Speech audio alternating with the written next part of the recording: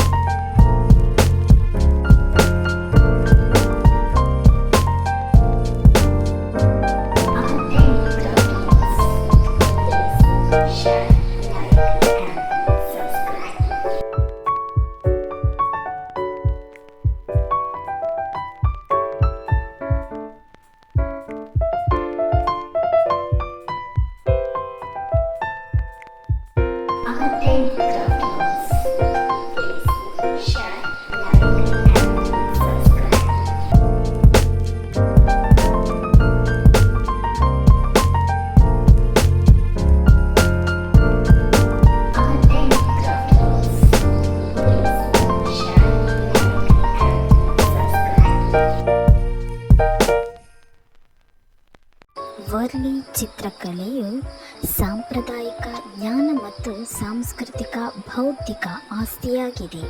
ಬೌದ್ಧಿಕ ಆಸ್ತಿ ಹಕ್ಕುಗಳ ತುರ್ತು ಅಗತ್ಯವನ್ನು ಅರ್ಥ ಮಾಡಿಕೊಂಡು ಬುಡಕಟ್ಟು ಸರ್ಕಾರೇತರ ಸಂಸ್ಥೆ ಆದಿವಾಸಿ ಯುವ ಸೇವಾ ಸಂಘ ಬೌದ್ಧಿಕ ಆಸ್ತಿ ಹಕ್ಕುಗಳ ಕಾಯ್ದೆಯಡಿಯಲ್ಲಿ ಭೌಗೋಳಿಕ ಸೂಚನೆಯೊಂದಿಗೆ ವರ್ಲಿ ವರ್ಣಚಿತ್ರವನ್ನು ನೋಂದಾಯಿಸಲು ಸಹಾಯ ಮಾಡಿತು.